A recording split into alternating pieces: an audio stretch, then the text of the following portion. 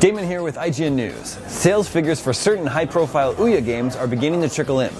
These sales numbers are important because if developers are making money on the untested console, then the mass of Android developers that have created more than 500,000 Android apps to date are more likely to release Ouya versions of their game.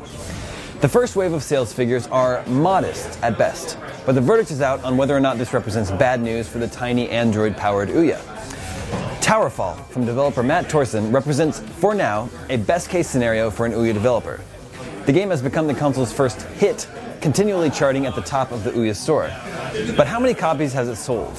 Thorson tells Edge, "We've made about 2,000 sales so far at $15 each. So sales have been surprisingly high for a new game on a new console. The game has definitely proven itself on Ouya. I think there's enough demand to warrant bringing it to PC." That means Towerfall has generated a total of $21,000 for Thorson after Ouya takes its cut. Knife Media, developer of twin-stick shooter Red, says its game has broken even with just under 400 copies sold. More figures from Gamasutra include Hidden in Plain Sight, which generated 1,900 sales with an average purchase price of just over $2. The game is pay what you want. The Ouya port of Get On Top has sold 520 copies at $2 each.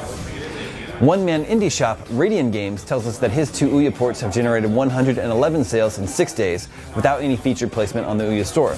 He says they're not going to make a lot of money, but for only 2 to 3 days work for each, they'll pay for themselves soon enough.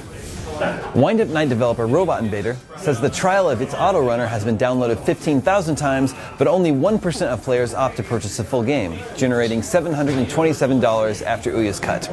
Developer Chris Pruitt says, "Considering the ease with which we were able to bring this game to Ouya, it was almost free for us, we don't consider it a loss." The biggest Ouya success story has generated about $21,000 for the developer in about a month. Not bad. Other developers are making revenue ranging from $500 to $6,000. The common refrain we're hearing over and over is that their Ouya ports aren't making a lot of money, but they're also easy to create, representing just a couple of days of work from a single person. In some ways, this is good news for Ouya. If you're a small Android developer, Ouya ports look like a cost-effective way to reach a new audience. Ouya users are spending money. On the other hand, Ouya software sales currently seem too low to entice major Android developers like EA, Activision, Gameloft, or Rovio. We'll continue following the story of Ouya here at IGN.